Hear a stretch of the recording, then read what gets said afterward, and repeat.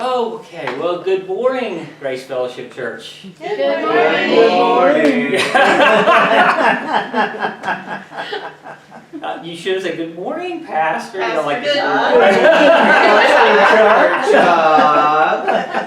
Yeah. Sorry for all y'all watching this on YouTube. So anyway,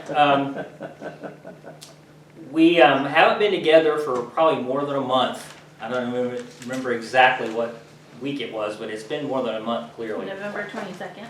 So, huh? November 22nd. Are you serious? Yeah. It's almost 2 months then. Mm-hmm.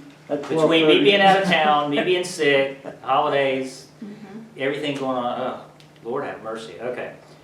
Well, anyway, so because of this, obviously I feel, constrained to do a little bit of a catch-up and review so that everybody remembers where we are. And I always kind of do that anyway, but probably a little bit more so this time than usual. So I apologize in advance for taking up this sermon's time with maybe 10 minutes of where we were, but I think we need to know where we were. Basically what we are in right now is the middle of sort of a little mini sub-series of Hebrews. And the reason we are there is because we were in Hebrews chapter 8, and in Hebrews chapter 8 in verse 7, the author had said, "For if there had been nothing wrong with that first covenant, no place would have been sought for another. But God found fault with people and said, 'The time is coming, declares the Lord, when I will make a new covenant with the house of Israel and with the house of Judah.'" So, as a result of that, I felt like that it was important, if we were going to talk about a new covenant, it was important for us to talk about what he meant by the old covenant, or actually in this case, old covenants.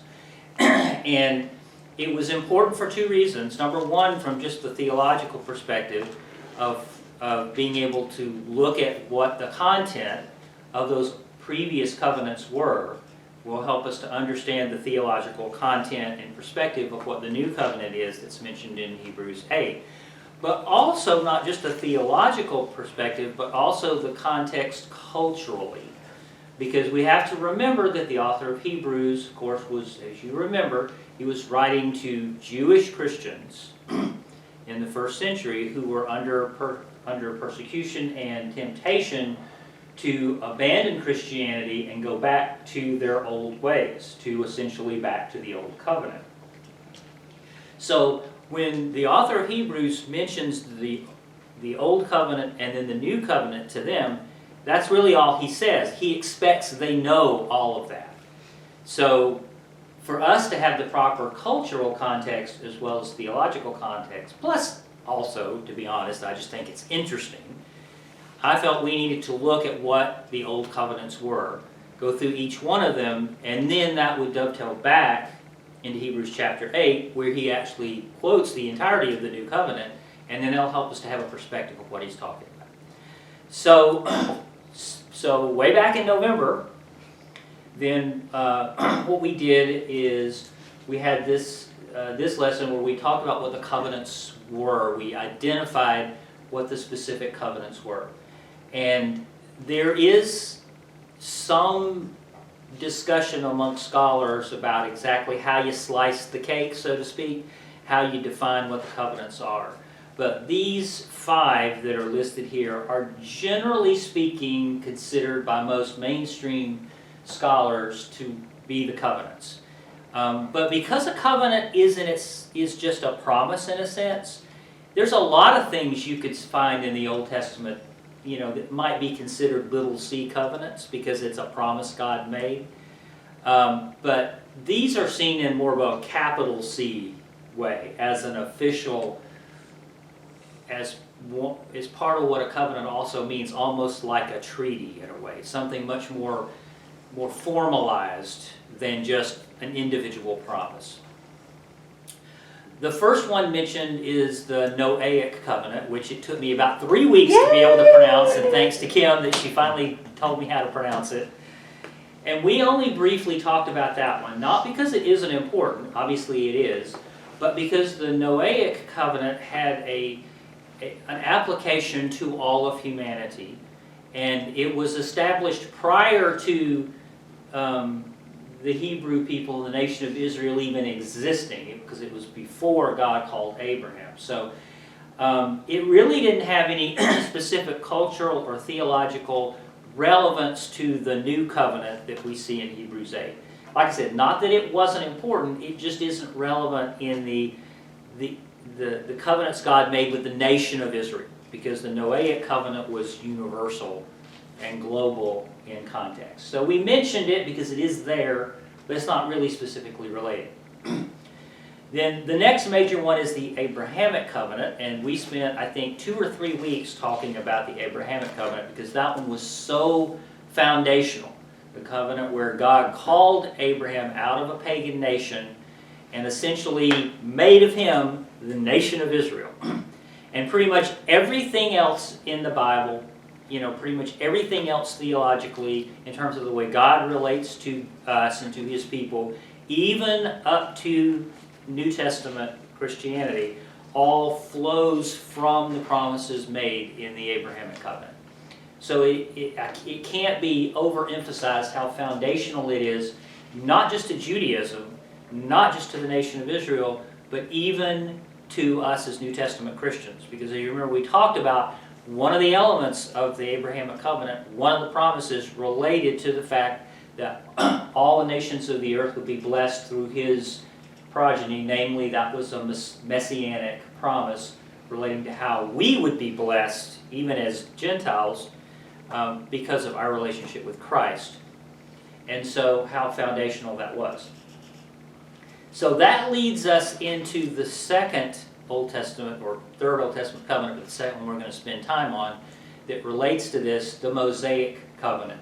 And no, this doesn't have anything to do with decorative tile that you put on your splashboard in the kitchen. Moses. Yes, it deals with Moses. And so that's what we're going to talk about today, or we're going to start, I should say, talking about today, is the Mosaic covenant. I can't remember even how to use this thing now. The Mosaic covenant. Generally speaking, the Mosaic covenant is identified as the contents of it being from Deuteronomy 28 to 30. But it really, the context of it and the background of it really goes back to the very first of Deuteronomy. So the first thing we're going to do is look to the background of the Mosaic covenant. And this is important because, again, just like with Abraham, it's impossible, I shouldn't say impossible, but it's ridiculous to talk about the elements in terms of the covenant that God made with Israel without thinking about what led up to it and what happened prior to it. And a lot of this will be familiar to you because we talked about a lot of this back in previous chapters when we talked about the Exodus Hebrews and what they went through during their wilderness wanderings and when they were faced with that choice as they were on the edge of going into the promised land and then they were afraid to go in, To some extent, that's part of the background of the Mosaic covenant. So, basically what brings us up to it, this is all review of course, God delivered the Hebrew slaves from Egypt, as you know. And then right after the Exodus, God rescued them from the Egyptian soldiers, by parting the Red Sea. And then he led them through the desert. And he provided for them. And he protected them. He gave them the manna from heaven. He gave them the water from the rock. He guided them with the pillar of fire by night and the pillar of cloud by day. He appeared in their presence through the tabernacle. And he was leading them all through the wilderness, all the way up to the very shores of Jordan to enter the land which he had promised to Abraham in the Abrahamic covenant. And you remember what happened then, because we talked about that in great detail before. You remember what happened when they got to the shores of Jordan? Yep. They sent forth spies into Yes. the land, and 2 of them brought, Caleb and Joshua brought back good news, and the rest of them said There's giants. we can't take them. They giants. complained, Yeah. like always. Huh? So they complained, like Yes. always. So yes, you all get the gold star for remembering before. Yeah, good for all of you there. But yes, they saw that the land was flowing with milk and honey. You remember, oh, it's beautiful, we love it, but there's walled cities, and there's armies, and there's giants, and we're like grasshoppers before them, and did you lead us all out here to die? Remember they said that, so, did you lead us out here to starve? Did you lead us out here to thirst to death? Did you lead us out here to be killed by armies and giants? Like you said, Kim. You provided manna, but I don't want manna anymore. Yeah, I'm sick of it. So, so he brings us so many fowls to them that they're sick of that. I'd rather have the manna. Where's my T-bone steak? Nothing was ever right, So the people were afraid of what they saw in the land. So as a consequence of their lack of faith and their lack of trusting in God and refusal to believe that God would fulfill His promise and give them the land and give them the walled cities and defeat the giants and all of that, He decreed that faithless generation would wander in the desert for 40 years, and that whole generation, adult generation would die out, except for Joshua and Caleb, because they were the two that said, looks cool. We can take them. Yeah. Only Joshua and Caleb and the younger generation would be allowed to enter Canaan. Okay? So, as the book of Deuteronomy opens, the 40 years have passed, and that entire fighting generation that had come out of Egypt had died. That's in Deuteronomy 2:14, where it says 38 years, I'm sorry, I was rounding off, okay. 38 years passed from the time we left Kadesh Barnea until we crossed the Zered Valley. By then, that entire generation of fighting men had perished from the camp as the Lord had sworn to them. And so God had declared also that Moses himself would not enter the land, but that Joshua would take his place leading Israel. You remember, because even Moses got impatient with God. And God told Moses, you'll see it, you'll stand there and you'll see it, but you will not be allowed to enter. Joshua would be the one that would take his place leading Israel. That was in Deuteronomy 1:37. So, as Israel, the next generation, is about to enter Canaan, God gives them a second presentation of His law. And in fact, that's what the word Deuteronomy means. It's Latin for a second law. Or not a second law, but a second reading of the law, a second giving of the law. Kind of a rehash. Yeah, it is. Or a review, or since you didn't get it through your head the first time, I'm going to tell it to you again. Yeah. But Deuteronomy's shorter than that. Yeah. That would be too long to put on every page of Deuteronomy.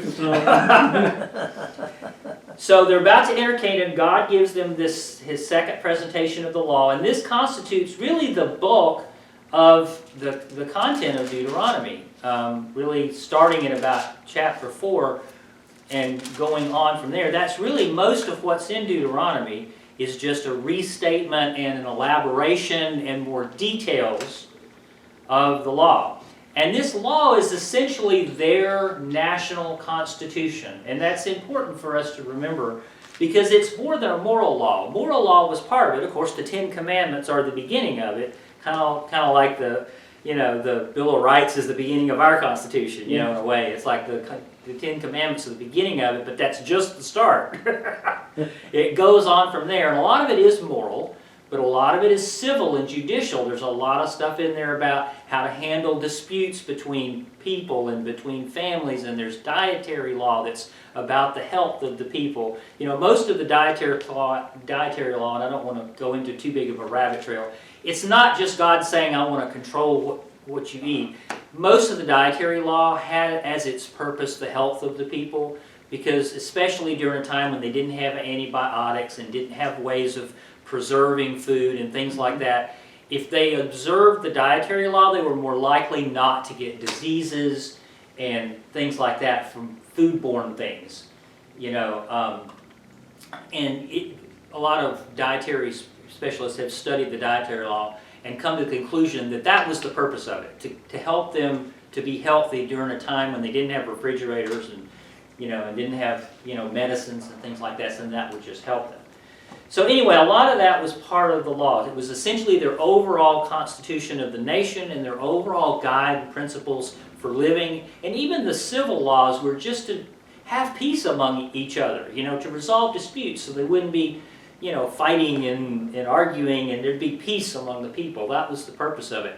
And I think that's important because, we've talked about how one of the reasons that Jesus fought so much with the Pharisees was not because there was anything wrong with the law, but because the Pharisees used the law as to oppress the people.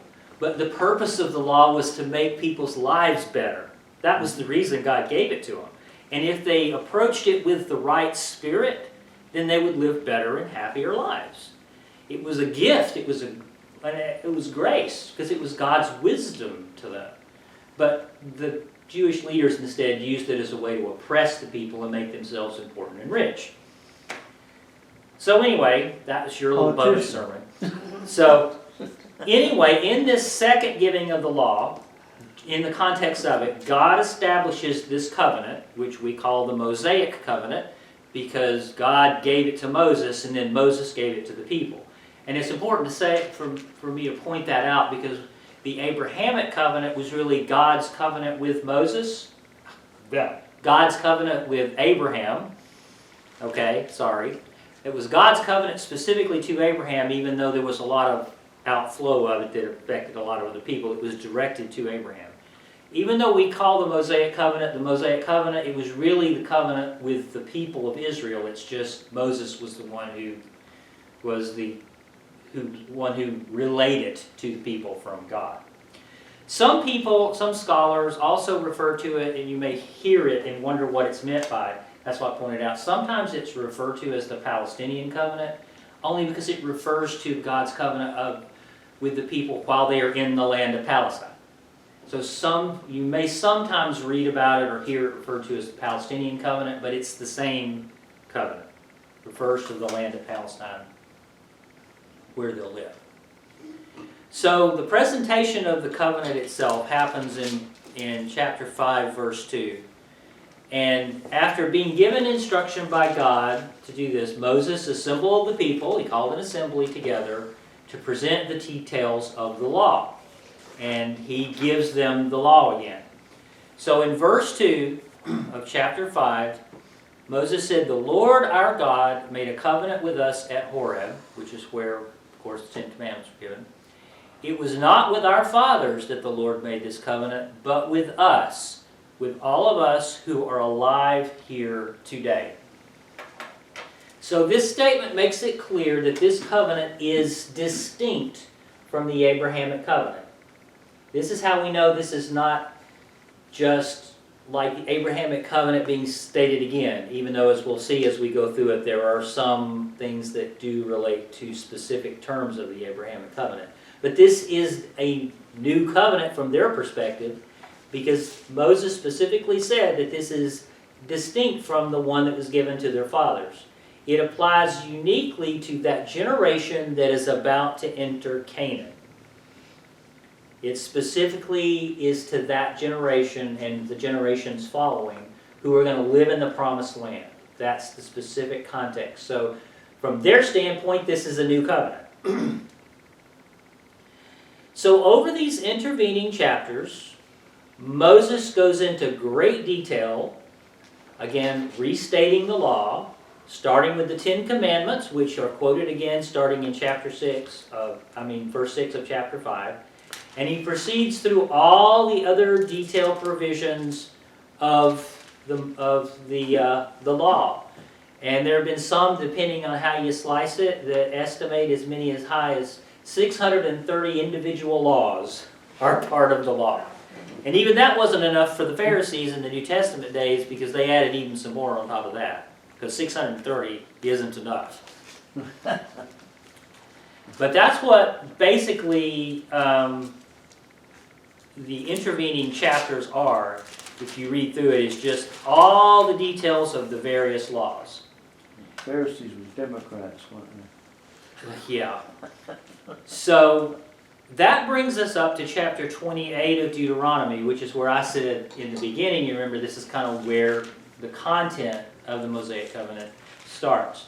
Beginning in chapter 28, Moses proclaims the specific terms of the covenant. And in fact, if you go back to chapter 29, verse 1, that's where he actually names it specifically as a covenant,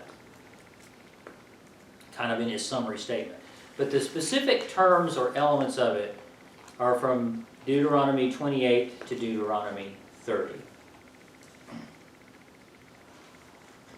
So, we're going to talk now a little bit about some of the qualities and the distinctives of the Mosaic covenant as, say, compared with some of the other covenants.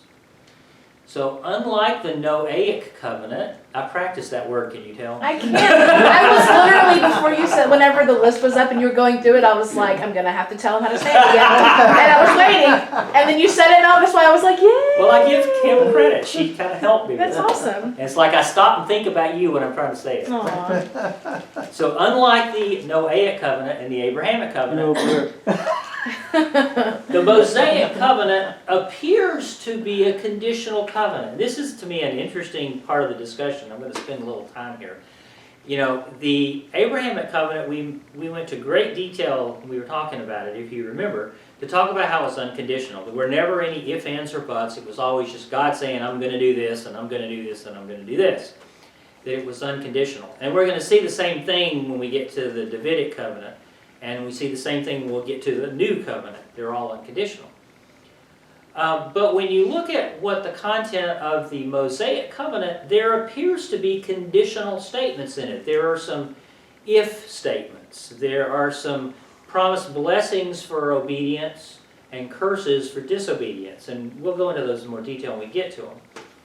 So, in this way, the Mosaic covenant is more like the traditional Berit covenant. That's the Hebrew word for covenant, which is essentially a treaty. Because that existed outside, that was just a common thing amongst nations in those days outside of the Bible. That kind of a Berit, and I may not be pronouncing that right, I'm sure I'm not, covenant is more like a treaty between two nations where it says we're not going to kill each other and we're going to do this and you're going to do that. And as long as you do this, we'll do this, that kind of thing. It appears, there appears to be work on both sides. So because there are these promises and conditional statements about, about obedience and disobedience and blessings and cursings, a lot of people, most people, probably conclude then that the Mosaic covenant is in fact a conditional covenant, not an unconditional covenant. However, and I've read about this is not just from me, I've read about this in several commentaries, there is some disagreement amongst scholars about how to interpret this particular aspect of it. And the reason is because if you break it down really into its two components, and it actually is broken out pretty gracefully even in the Bible this way, there's a sort of an A and a B. And within each one of those sections, within each category covered, the obedient group versus the disobedient group, the specific promises of God's actions within that segment are unconditional. In other words, there is this sense that, okay, there's this group of promises that applies to this group of people and this group of promises that applies to this group of people. Within that, the promises are unconditional. And the idea is, I think, in this view of it, is the point is, even though there are some conditions in terms of which of promises applies to which group, it's still an unconditional covenant in the sense that what God is saying is He's not being capricious in changing His mind.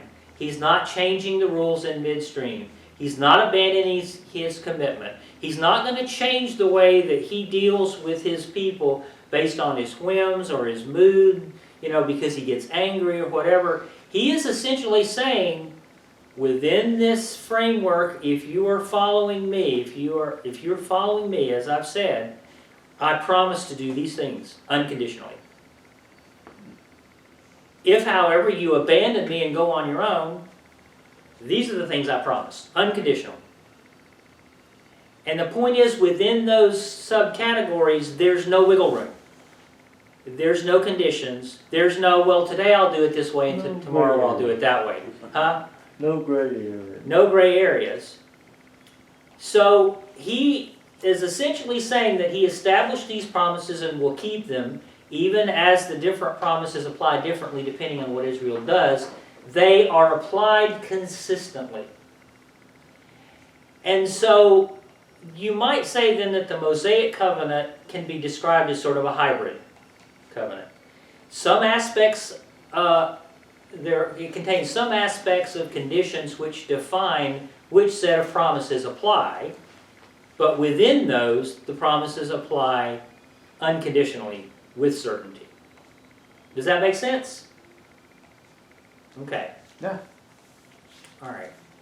So the other thing that's important, and this is another area where I think you can say that we are talking about unconditional promises for specific categories of people. The elements of this covenant, and this is important to remember, are national in application, not individuals. In other words, they apply to the behavior of Israel as a people and as a nation. This is not, these promises of blessings and curses are not individual in nature. And what I mean by this, and I think this is really, you talk about relevance. This is where there's certainly a relevant analogy in our nation now. This is specifically to Israel, but I think you could say this overall to any nation. And that is when the people of a nation overall are following God, He will bless that nation. If the people overall are not following God, He will not bless that nation. However, there might be individual faithful people within that nation that He blesses as individuals. You see the distinction? Yep. God might bless your life individually because you're following Him, even if He curses the nation because the nation is disobedient to Him. Now that's essentially what this covenant is. It's talking about the people of Israel as a whole, talking about the nation as a whole. And if you follow through the rest of the history of the nation of Israel, once they got into the land, you will see that pattern through 1st and 2nd Kings and 1st and 2nd Chronicles over and over and over again. That the people, usually following the king, but not always, the people, follow God and worship God, and then the nation prospers. But then they'll followed by a period of an evil king that follows pagan gods and sacrifices children to idols, and things like that, and God curses the nation. But there's always a remnant, even during that time, of individual people that God blesses because they are following Him and because they're being prophets, in the midst of great darkness and that sort of thing.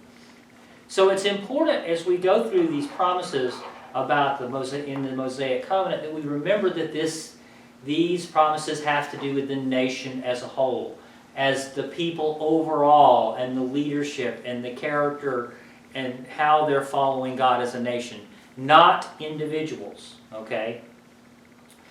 And so while this covenant appears to be legalistic in terms of demands of obedience, we're going to see also it nonetheless contains elements of mercy and grace. And we'll get to this when we get to the actual end of the covenant, sort of its conclusions, okay?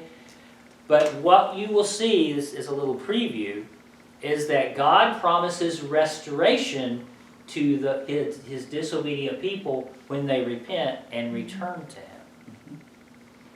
And the curses, in fact, and this is the thing that's hard to internalize while you're reading them because they seem so, But when you get to the end of the covenant, you realize the curses are in fact designed to bring the people back to repentance.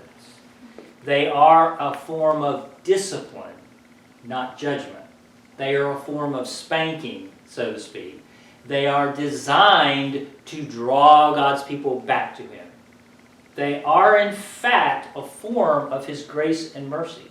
Because when the people were disobedient, God could have just abandoned them. He could have just said, you know what, I'm over it. You guys are on your own. I'm out of here. But God never gives up on His people, even when they are disobedient. God does not give up. He keeps on.